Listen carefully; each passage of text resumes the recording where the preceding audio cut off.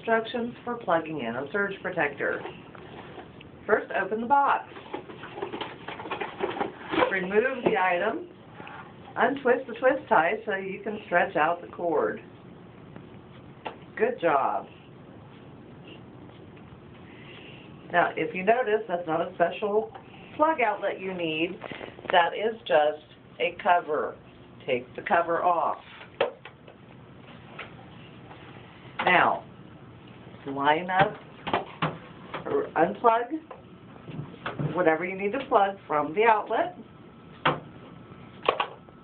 Plug the surge protector plug into the wall.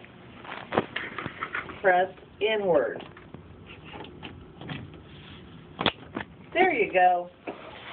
Now take the items you unplugged and plug them into the protector.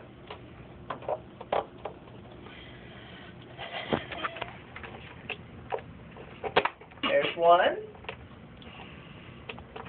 and two.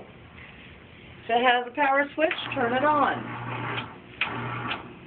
There you go. And that's how you plug in anything.